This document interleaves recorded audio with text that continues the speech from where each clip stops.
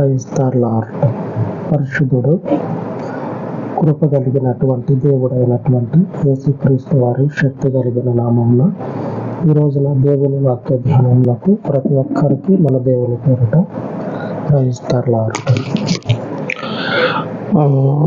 ఆకాశంలో ఉన్నటువంటి తండ్రి అయిన దేవునికి మనమంటే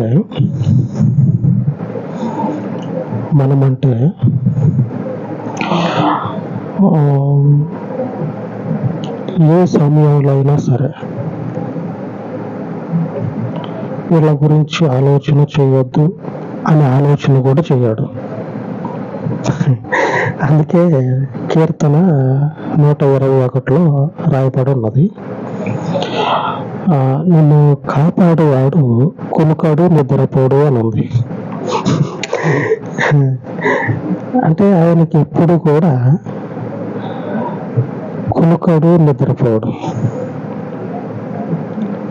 ఆకాశం అందున్నటువంటి మన తండ్రి దేవుడు. ఇంకా మనం చెప్పుకోవాలంటే ఇప్పుడు ప్రస్తుతం ఏ మనిషికైనా లేకపోతే దైవము అని చెప్పబడి పిలువబడేటువంటి వారికైనా సరే ఆయా సందర్భాల్లో విశ్రాంతినిస్తారు. మీరు కావాలంటే న్యూస్ పేపర్ తిరగేయండి. న్యూస్ పేపర్ తిరిగేస్తే మీకు ఈ విషయం కనపడుతుంది. దేవునికి విశ్రాంతి అని ఇప్పుడు దాకా పనిచేసిండు కదా, కొంచెం రెస్ట్ తీసుకొని అని మనుషులకి దైవములు అని పిలువబడేటువంటి వారికి విశ్రాంతినిస్తారు. మరి బైబిల్లో దేవుని మనుషుల గురించి దేవుడు మొదట చెప్పుకున్నట్లు వీళ్ళ గురించి ఆలోచన చేయటం అవసరమా అనే ఆలోచన కూడా ఆయన చెయ్యడంట. నిజంగానే చెప్పుకున్న మాటకి అనుకూలంగా జీవితాలు కనపడుతున్నాయి. లేఖనం కాదు, జీవితం కనపడతా ఉంది. ఒకవైపు మోషే, ఇంకొక వైపు మన రక్షకుడైనటువంటి యేసుక్రీస్తు ప్రభువారు. వీళ్ళిద్దరూ కూడా మన గురించి తాపత్రయపడ్డారు.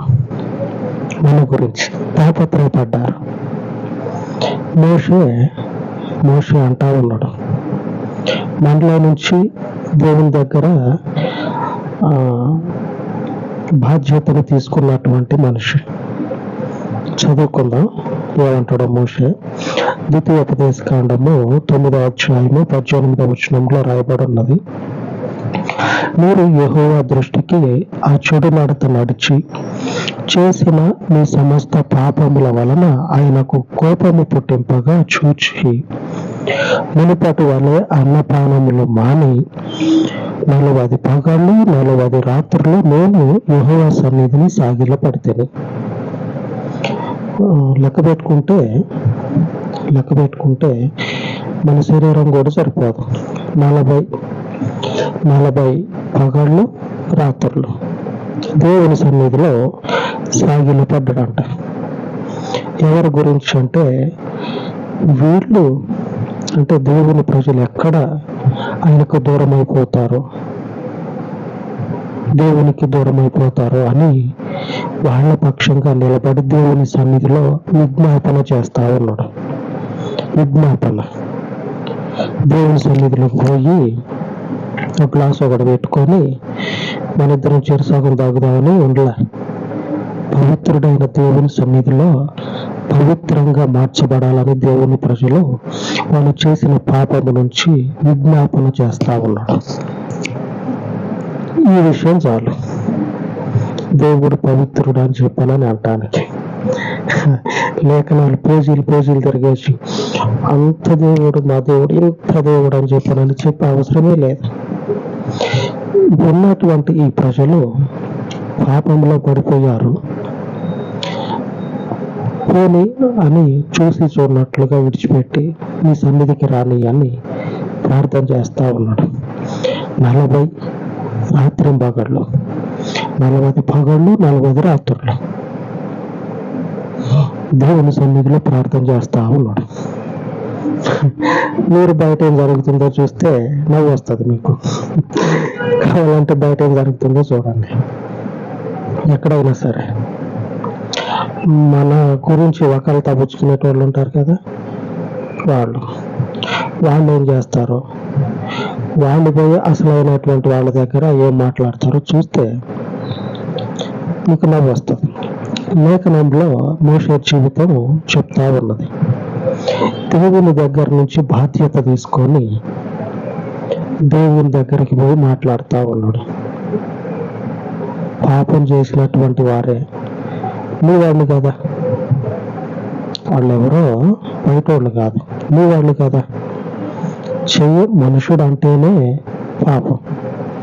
మరి ఆ మనిషి తప్పు చేయటంలో తప్పే లేదుగా. అదే దేవునికి స్తోత్రం. మనుషుడు అంటేనే పాపం. ఈ శరీరము పాపం ద్వారానే, ఆజ్ఞని అతిక్రమించడం ద్వారానే వచ్చింది.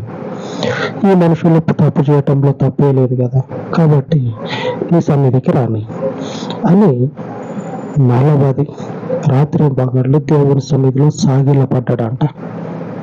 చెప్పుకోవలసినటువంటి విషయం ఏమిటంటే సాగిల పడ్డాడు. ఆయన గురించి కాదు, మన గురించి. మనం అంటే దేవుని ప్రజలమని మన గురించి సాగిల పడ్డాడు. మన గురించి సాగిల పడ్డాడు. ఆయన సన్నిధికి ఎవరైతే వస్తారో, అంటే ఇశ్రాయేలీలైనటువంటి వారు ఎవరైతే దేవుని సన్నిధికి రావాల్సి ఉన్నదో వాళ్ళ గురించి విజ్ఞాపన, యాచించటం అంటే తెలుసు కదా, అడుక్కోవటం. దేవుని దగ్గరకు వచ్చి అడుక్కుంటా ఉన్నాడు. పాపం కదా, తెలిసి తెలియనటువంటి వాళ్ళు. మరి అప్పటికి ఏం తెలుసు వాళ్ళకి? అన్నీ తెలిసినటువంటి ఇప్పుడే అన్నీ తెలిసిన వాళ్ళే దేవునికి విరోధంగా తిరగటంలో ముందుంటారు. అంతే కదా. తెలియనటువంటి వాళ్ళు తప్పు చేయటంలో ముందున్నారంటే చిన్న విషయం అది.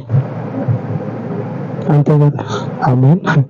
అన్నీ తెలిసిన వాళ్ళు దేవునికి విరోధంగా తిరగటంలో ముందుంటారు.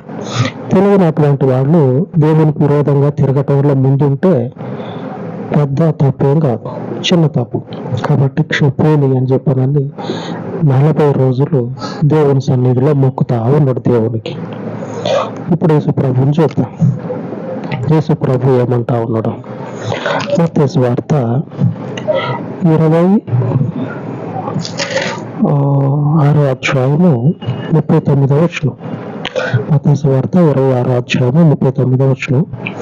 కొంత దూరము వెళ్ళి సాగిలపడి, నా తండ్రి, సాధ్యమైతే ఈ గిన్నె నా యొద్ద నుండి తొలగిపోనిమ్ము, అయినను నా ఇష్ట ప్రకారము కాదు, నీ చిత్త ప్రకారమే కానిమ్మని ప్రార్థించను. నీ చిత్త ప్రకారమే కాని.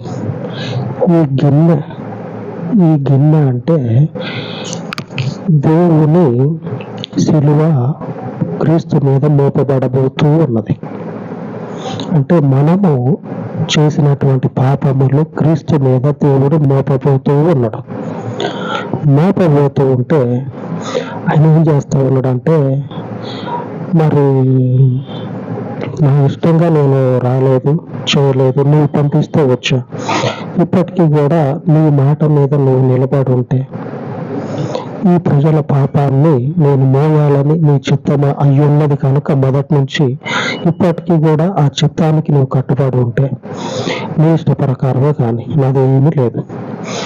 మన గురించి దేవుని సన్నిధిలో మోకాళ్ళు సాగిలపడి ప్రార్థన చేస్తా ఉన్నాడు.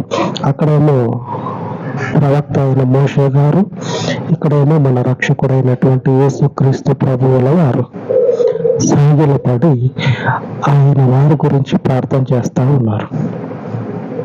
ఆయన వారు అంటే వీళ్ళిద్దరు కాదు, వీళ్ళిద్దరి గురించి చేసుకోవట్లే, మన గురించి చేస్తా ఉన్నారు సాగిలపడి. దేవుడు లేఖనం సెలవిచ్చినట్లు కులకాడు నిద్రపోడు. దేవుడు కులకాడు నిద్రపోడు. ఎందుకంటే ఆయన వారి గురించి ఆయనకి ఎప్పుడు ఆలోచన ఉంటుంది.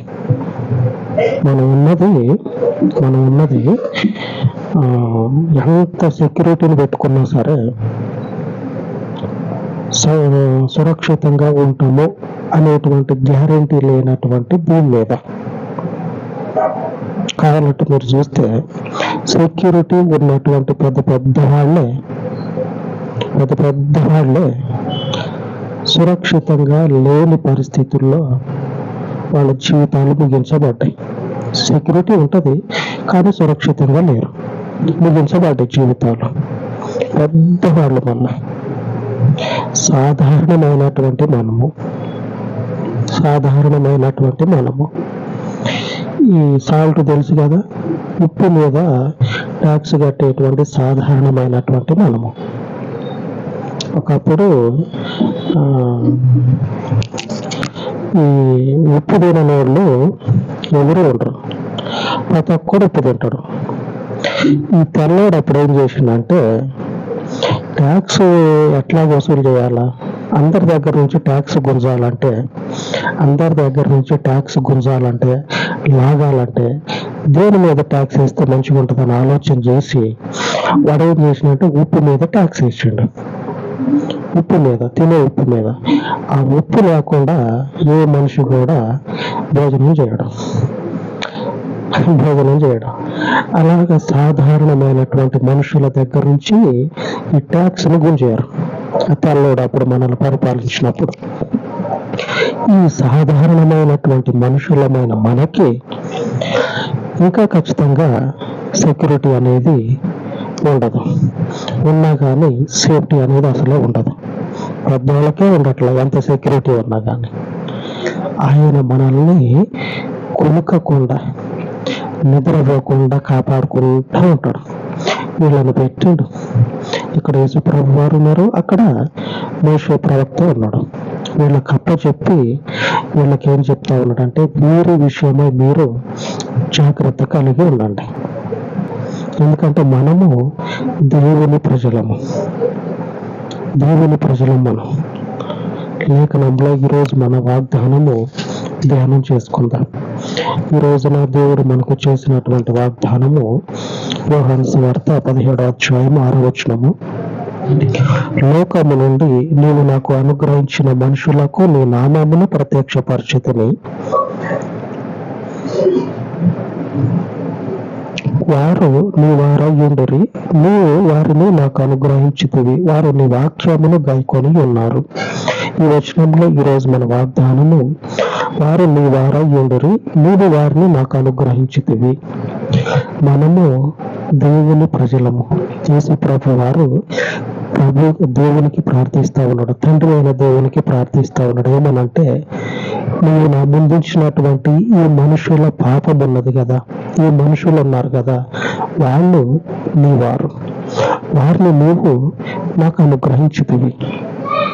6వ వచనంలో రాయబడి ఉన్నది. మనల్ని దేవుడు ఏం చేసినట్టే మన ప్రభు, మన రక్షకుడైనటువంటి క్రీస్తుకు అనుగ్రహించి ఉన్నాడు. ఏ సమయంలో కూడా ఆయన మనల్ని విడిచిపెట్టాడు. మన గురించి ఆయన ఒక్కడు మాత్రమే సంరక్షణ తీసుకొని సంరక్షించగలిగిన దేవుడు క్రీస్తు. మన రక్షకుడు మన పక్షముగా నిలబడి మనలను భూమి మీద సురక్షితంగా కాపాడుతాడు. రెస్ట్ లేదు, మనుషులకు రెస్ట్ ఉంటుంది. దైవములు అని పిలువబడేటువంటి వారికి సైతము కూడా రెస్ట్ ఉంటుంది. ప్రభువుకి రెస్ట్ లేదు, యేసు ప్రభువుకి రెస్ట్ లేదు. అలాగనే తండ్రి అయిన దేవుడికి అసలే లేదు. ఆయన కనీసం ఆలోచన కూడా చేయడు. తండ్రి అయిన దేవుడు ఆలోచన కూడా చేయడు. మన జీవితాలు పరిపూర్ణపరచబడతాయి, పవిత్రపరచబడతాయి. మనము దేవుని ప్రజలమై ఉండి క్రీస్తు పక్షంగా ఉన్నాం. మనలని సంరక్షించి మనలని సురక్షితంగా నివసింపజేసే దేవునికి అలాగనే ప్రార్థించుకుందాం. ఆకాశమందున్నటువంటి తండ్రి అయినటువంటి దేవ, ఈ ఉదయకాలమందు నీ పాదముల చెంత చేరి ప్రార్థిస్తూ ఉండగా నీ వారమయ్యున్నటువంటి మమ్మను క్రీస్తు వశమున అయ్యా నీవు నిలిపి నీ కృపను కనపరచుచూ ఉంటివే. ఈ నీ కృపను నీ మందిరం పక్షముగా విస్తరింపచేసి మహాకాశములు సైతము కూడా పట్టజాలనంత నీ కృపను మా మీద సమృద్ధిగా కుమ్మరింపచేసి లేఖనము సెలవిచ్చినట్లు కునుకడు నిద్రపోడు నీ వాగ్దానమును నీ మందిరం పక్షముగా నీ మందిరంలో ఉన్నటువంటి నీ పిల్లల పక్షముగా జ్ఞాపకము చేసుకొని అన్ని సమయాలలో అన్ని పరిస్థితులలో ఈ పరలోకపు చేతి నీడలో సురక్షితముగా తండ్రి క్షేమమునిచ్చి వర్ధిల్లచేయమని మీ పాదముల చెంత ఈ మనవులు ప్రతిష్ఠించి యేసునామమున వేడుకొనుచున్నాను తండ్రి. ఆమేన్ ఆమేన్. మన దేవుని సంరక్షణ మనలను నిత్యము ఆయన కృపలో వర్ధిల్లచేయును గాక. ఆమేన్ ఆమేన్.